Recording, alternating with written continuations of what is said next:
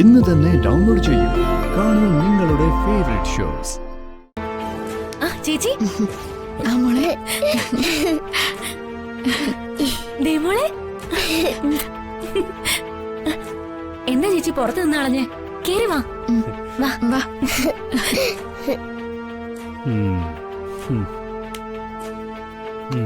കൊള്ളാ. വാ ചേച്ചി ഇരിക്ക. വാ. വർഷേ ഇതാരാ? അത് ഞാൻ നിരഞ്ജൻ, വിക്രമിന്റെ സുഹൃത്താ. കുട്ടിക്കാലം തൊട്ട് ഞങ്ങൾ ഒരുമിച്ച് കഴിഞ്ഞവരാ. ഞാനും വിക്രമും ഒരേ പാത്രത്തിൽ ഉണ്ട്, ഒരേ പായിൽ ഉറങ്ങി, ഒരേ മനസ്സോടെ പണിയെടുത്ത് ഒരുമിച്ച് വളർന്നവരാ.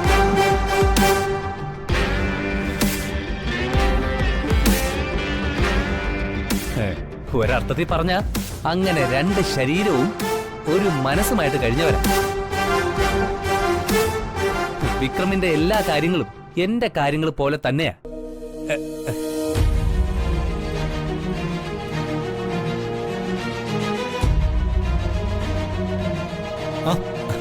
ഇതാരൊക്കെയാ? ഞാൻ തീരെ പ്രതീക്ഷിക്കാത്തവരാണല്ലോ വന്നിരിക്കുന്നത്. അല്ല, വന്ദന ചേച്ചി പോന്നു? വന്നതേയുള്ളൂ. വന്ദന, നല്ല പേര്. എടാ, നിന്റെ ഭാര്യയ്ക്ക് തീരെ മര്യാദ ഇല്ല കേട്ടോ. ഞാൻ ആരാണെന്ന് ഞാൻ തന്നെ പരിചയപ്പെടുത്തിയിട്ടും ഇവരാരാണെന്ന് തിരിച്ചെന്നെ പരിചയപ്പെടുത്തിയില്ല. അതിനെന്താ, ഞാൻ നിന്നെ പരിചയപ്പെടുത്താലോ. ഇത് വന്ദന ചേച്ചി, വർഷയുടെ സ്വന്തം ചേച്ചിയാ. ഇത് വന്ദന ചേച്ചിയുടെ മോള് ദിയ. ഹായ് വന്ദന. സത്യം പറയാലോ, വർഷയേക്കാൾ സുന്ദരിയാണ് വന്ദന. മുഖത്ത് നല്ല തറവാടിത്തത്തിന്റെ ലക്ഷണമുണ്ട്. എന്ന് വെച്ച് വർഷ സുന്ദരിയല്ല എന്നല്ല കേട്ടോ.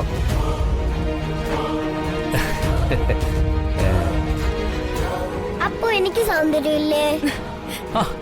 അയ്യോ, അതുണ്ടല്ലോ. നല്ല ഓമനത്തുള്ള മോള്, ഒരു കുഞ്ഞു റോസാപ്പൂ പോലെ ഉണ്ട്. എവിടെയാ നാട്? അങ്ങനെ നാടും വീടും ഒന്നും ആയിട്ടില്ല ചേച്ചി. ഒറ്റത്തടിയായിട്ട് കറങ്ങി നടക്കുക. ഇവിടെ വന്നാ പിന്നെ കുറച്ചു ദിവസം താമസിച്ചിട്ടേ പോവാറുള്ളൂ. ഏട്ടന്റെ ക്ലോസ് ഫ്രണ്ടാ.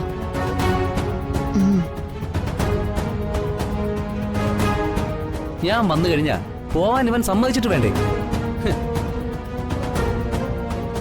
ഇത്രയും ആത്മാർത്ഥതയുള്ള ഒരു സുഹൃത്തിനെ കിട്ടിയത് മഹാഭാഗ്യമെന്നാ ഇവൻ പറയുന്നത്. അല്ല, ഇപ്പോ ഇങ്ങനെയുള്ള സൗഹൃദങ്ങളൊന്നും ഇല്ലല്ലോ. എന്റെ മക്കളെല്ലാം വന്നോ? മോളെ,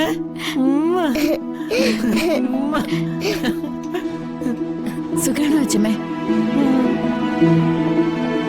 എന്റെ മാധവനെ കാണാൻ പറ്റാത്തതിലും അവന്റെ ശബ്ദം കേൾക്കാൻ പറ്റാത്തതിലുള്ള സങ്കടം മാത്രമേ ഉള്ളൂ. മുത്തശ്ശി ഇപ്പൊ സുന്ദരിയായി.